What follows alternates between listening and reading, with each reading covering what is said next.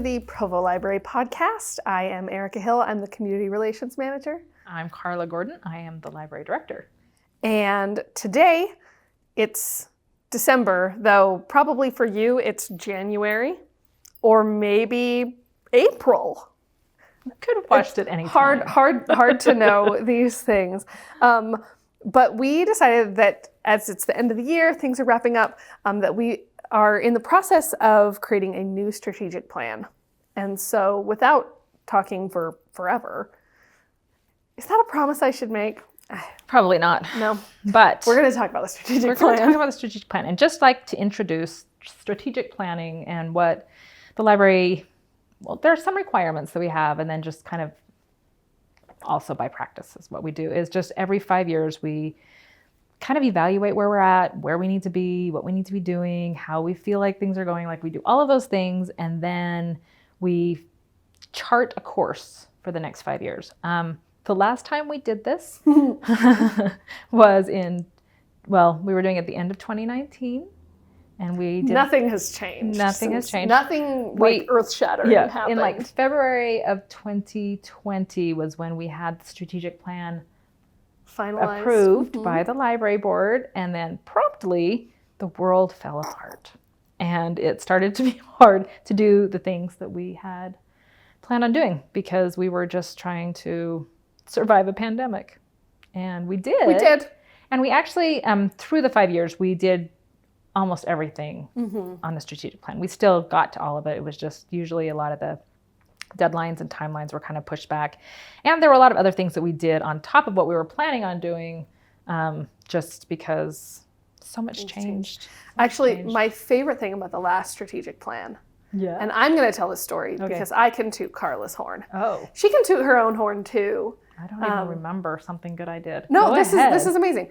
That in 2019 is when Carla was like, I think that we should explore this idea of doing an outdoor program in the parks where we like set up a story trail, or some libraries call them story walks or anything like that, that we should do this so that people can go and be in nature, take a walk and see like a story panel by panel from their local library. That was not a pandemic thought. That was just that was a prescient thought is what that was. I was inspired.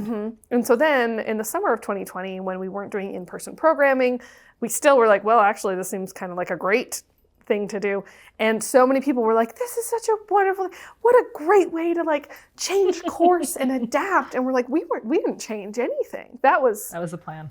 That was a visionary. Carla is visionary. It worked out very much. And also just knowing that like those story trails, they look kind of simple, but they actually take months to put together, and especially that many of them. And that first year we did 8 or 9 of them. So we were finding the stories, writing the stories, and then our graphic designer, who is amazing, like designed all of the panels. That first year, actually, she like hand on a computer, but she illustrated them, which was incredible. It was, and they're so much fun, and it was a great thing to be able to do it that year. But we didn't plan on it all. We did all along. Hey, I forgot about that. So similarly, I don't want to think what plans we have in mind that might foretell a pandemic. Let's not even. No. Okay. But this year, so we've done some surveying. We've talked to stakeholders. We've been talking to the library board, to library staff, to patrons, like all of those things, trying to decide like what's the next step for us. And one next step I felt was important is to kind of even change our format. Approach to strategic planning. Because it's just hard to know what's going to happen 5 years from now. And instead of like, usually you say kind of what your direction is, and then you have objectives and then goals that are very specific, and you set all of that down for the 5 years and get timelines for everything. Instead, we've got our directions and we have some objectives, but we are going to wait and set our goals annually. Yep. So there's smaller goals that are achievable in a year, but that we'll be able to say, okay, how did that go? And going forward, what's the next step? The next step How can we move on? So I'm really excited about this new format. I think it's going to make it so that we get more done, because even like towards the end of the last strategic plan, we were like, well, we did it. We're kind of done. So none of us did anything. So we just sat around for a year waiting. Just twiddling our thumbs. We found other things, but it is nice to feel like every year you're achieving a bigger goal. Yeah. Like it's the bigger goals, like to say you're going to do something huge is sometimes overwhelming, but just every year to take kind of a chunk of it and see. We chunked it. We chunked it. It's going to be great. It's going to be really good. So Carla, what are our strategic priorities moving forward? Are the first thing is strengthen capacity, which we have defined as our community will have a quality library now and in the future through forward thinking and sustainable practices. And I think this is the first one I came up with after last year's like budget drama that came out just fine, but we want to make sure that we're always on firm financial footing and that that's apparent and visible and that we're actively working towards that. So should we do things we're excited about? Sure, let's talk about what are we excited about in strengthening capacity. Do you have things you're excited about? I'm just looking through. Okay. I'll say what mine are. I am excited because we are going to kind of focus on fundraising. We did our book ball in November, but it was kind of just our first attempt at things, kind of getting things going. And next November, on November 1st, when we do it again, it's going to be bigger and better, and we'll have learned some things, and hopefully we'll raise more money, but we'll also have a campaign in the spring. So just kind of getting out there in front of it, that if anyone has money they just want to give to a nonprofit organization that will help the community, we will take money always. Always. We'll take your money any way you want to give it. We'll take it. But I'm excited to be more proactive about that and to have it something that's on people's mind. Because I know people have called before and they're like, in lieu of flowers, we'd love for people to give to the library because our grandma just loved the library, something like that. Like it's just been kind of hard and we haven't had a way in place for people to do that easily. So we just want to make it easy. Make it easy to take all the money. Make it easy for people to give us things. Have I told you my idea for the book ball of having each different room decorated based on a book? Oh. And that I want my drink mixing speakeasy to be Gatsby themed. Oh. Okay. There you go. This is how meetings go. Carla's like, I don't feel backed into that corner. Now that she's made it public. Brought it up on a podcast. It's gonna happen. That would be cool. It was fun. Yeah. I enjoyed my bartending. You guys did a good job. It was fun. You were popular. We also, we need a higher table. We do need a higher table. My back hurt so much. We will fix it next time. Yeah. Okay. Is there anything that I'm excited about? And excited. Well, there's another thing that I think people will notice is we actually, and this is by law, we have to do this, but we are moving our email addresses and our website to a .gov domain, which nobody will really have to do anything, but you might notice a difference that our website will be forwarding to .gov. It actually already works. Yeah, like I think .gov is completely but we haven't live. Done our like the domain forwarding. Yeah, the domain forwarding's working. And our email addresses. Done our email addresses. Yep. But that's work. That's work. But we're going to do it. It's new business cards is what that is. Okay. Our next strategic priority. You introduced this one. Enhance collections and services. So our community is best served by responsive and responsible collection development, programming, and patron services. So basically, keep being an awesome library is what that means. These are probably things that are more visible to people, to patrons, things over the next year to 5 years that we want to do. Do we have makerspace things? We do have makerspace things. That's my most exciting thing. It's just continuing. I mean, I feel like it's probably because I just sent an email about it, but I've had I had Crochet Club last night and talked to people there a little bit about it. I was just at a downtown Provo lunch and talked to people, and people keep saying, like, there's so many things that the library, like, I didn't know that it was, I'm like, yeah, like, we got things. Check out a Cricut, check out a Yodo player, check out, and I'm just excited to keep looking. Somebody did ask me about 3D printing. Yeah. That's probably in our future. I'm not going to back Carla into a corner on that one. I'll back myself. Though on that. I the think strategic plan maybe did. it did. I think we're looking at that. It's Yeah. a little more complicated than you might think it is. Plus, we Yeah. have an outstanding grant that we're hoping comes through that would help us pay for some fun things like that. Yeah, but in general, just like maker spaces or looking at library spaces and figuring out how they can be utilized in a way that people get to do more fun things. I love. Yeah. Things I was kind of excited about, we are looking at creating an initiative that's basically an educational initiative that will help inform residents and families how best to pick materials for their family. We know that in today's world, like just there's a lot of messages coming from all kinds of places, and each family makes decisions on what kind of information, what kind of books, what kind of things they want to bring into their home.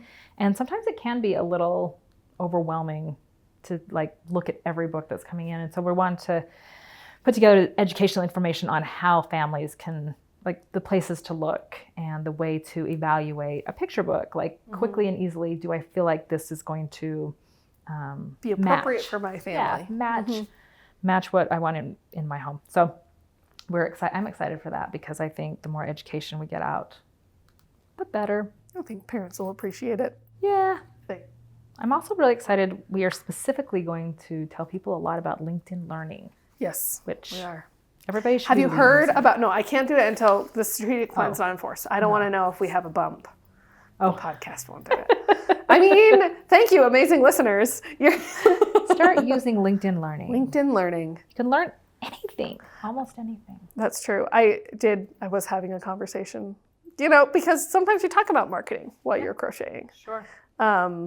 And I mentioned that it's really hard to market things like LinkedIn Learning because I'm like, people don't get really excited about when you say the word database. And someone's like, oh, you should call it online learning. I'm like, would you believe that we do? We do. It still doesn't get people really excited, but it's because you need it when you need it and you don't need it when you don't need it. So it's hard to like make sure you're getting that we're giving that message at the moment when people need to hear the message. And so we just throw the message out as often as we can. And we're going to do that really in a focused way. Scatter it like breadcrumbs, except now it's going to be like donuts. Like it's going to be, and it's good. Good like a donut. Good like a donut. Yeah. LinkedIn Learning. Good LinkedIn like Learning. a donut. That's their new tagline. Okay. The last section was a very strange, in sync. Okay. You work together long enough. There you go. When your wardrobe doesn't line up, your conversation does. Yeah.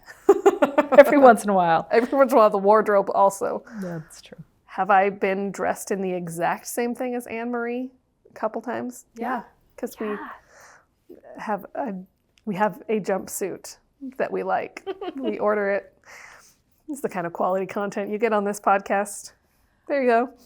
Thank you for that. You're welcome. Okay. Engage community is the last emphasis on the strategic plan. It's our community benefits from an active and engaged library that provides access to library services throughout the city. I think one thing I'm excited about for this one is that we're every year,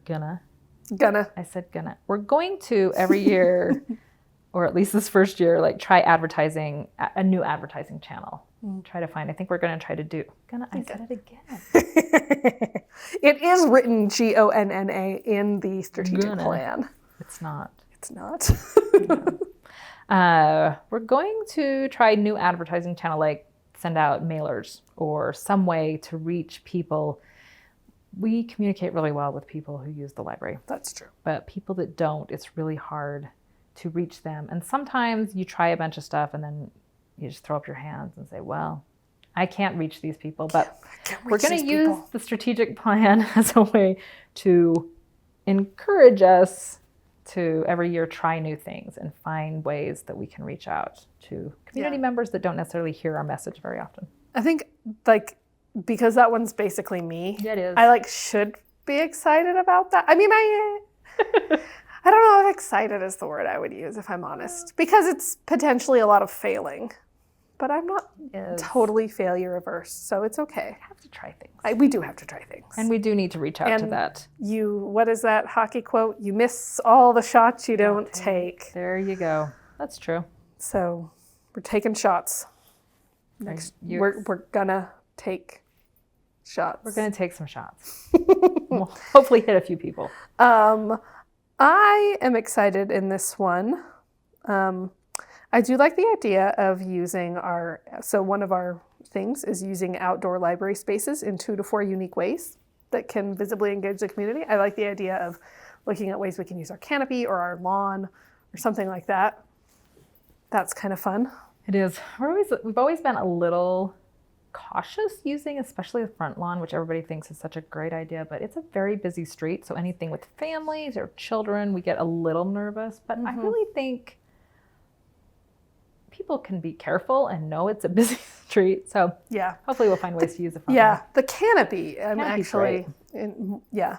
Like we've done a concert under the canopy before, and that was really cool. So like, I don't know, during the summer, do we move acoustic open mic night out there? Oh, we've talked about that. Yeah. Sometimes the people studying on the second floor don't like that.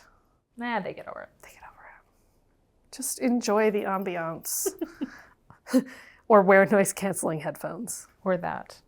Those are things. We have many more things, but you're just going to have to pay attention. Pay attention, see the differences. See what's happening throughout the year. But those are the 3 big things we want to make sure that we're doing, that we're making sure we're on firm financial footing, that we're doing everything we can to make sure we're taking care of the building and all of those core things, that we're providing services and collections that people need and want, and then also that we're keeping our community informed and involved. And seems like a lot of work.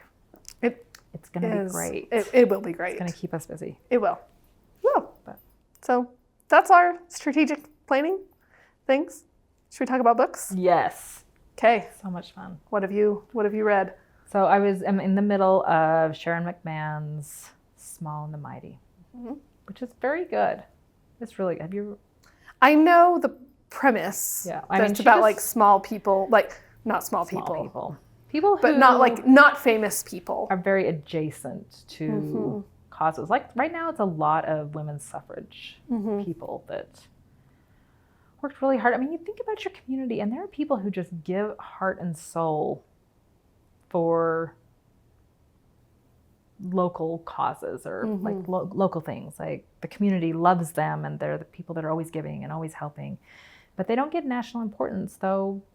They arguably make the most difference in individuals' lives. Yeah. So she starts out by talking about someone who was a founding father, kind of, but like nobody knows his name. And he honestly sounds like a horrible person. I'm not going to say they all are. But he did some great things and wrote the preamble to the Constitution. Oh. And so, I mean, anyway, it's always interesting. Yeah. She has a great way of sharing history and making her points. And I also think it's funny that I need to look at the book because I'm listening to it, obviously. But she'll have like little asides. If she finds something in history that's not really related to the story, but she like brings it up and she's like, they called it this, and funny, you should think that's interesting too. Let me give you a little history about that. Like funny. She just kind of does little asides, which I think are really cute. And yeah, it's thoroughly enjoyable. Cool. You? I'm happy to say that I'm reading again. Excellent. I made my way through Love is Blind, and I've put that aside. I'm actually just finished, kind of based on a recommendation from our last podcast. I actually read the first book in the Ranger's Apprentice series. Oh. And it is really good. You hadn't read it before? Mm-mm. Oh. I know. It's an old series. It came out in like 2005. Listened to the audiobook. With your kids or just? I read it. So I gave the book to Calvin for his birthday, and he kind of started reading it and then just kind of put it away. And I was like, well, maybe I can't like fully pitch this to him if I haven't actually read it. And so, yeah, I put it on hold and listened to it.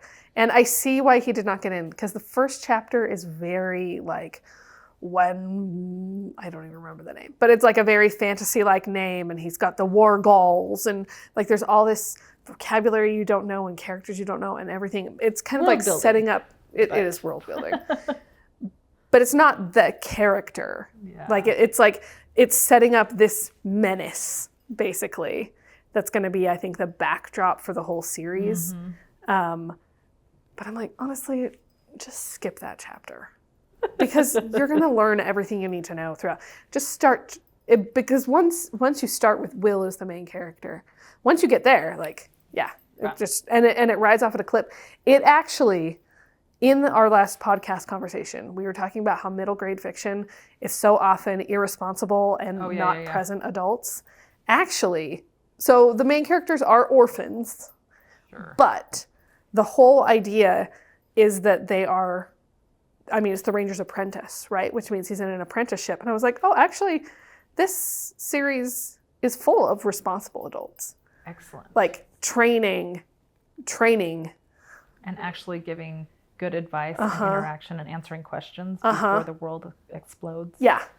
Excellent. Yeah. So I'm like, oh, this is, and like, yes, they take these characters and obviously they play probably more of a part than a 15-year-old boy would really play. But, you know, there are times where it's like, well, there's this big battle and our options are you stay and fight or you go and tell the people. And you're young, so you ride, you go. Like, you leave this dangerous situation. Let the people who are actually capable of, Excellent. Yeah, it's really good. I'll read more of them. There are an awful lot of them. Well, good luck. Yeah, I'll read more of them. They're great. So there we go. Awesome. It's arguably better than trash TV. Yes, it is. Your brain is, like I tell my daughter, if she's watched TV too much, I think your brain is mushy now. And then I feel her skull for a second and I say, yeah, getting soft. Or turn off that TV. So I'm glad you've saved your brain. Yeah. Turning into mush. Libraries, saving brains, one book at a time. And with that, this is probably after the holidays, so I'm not going to say Happy holidays, though I might say Happy New Year. And we look forward to doing more things.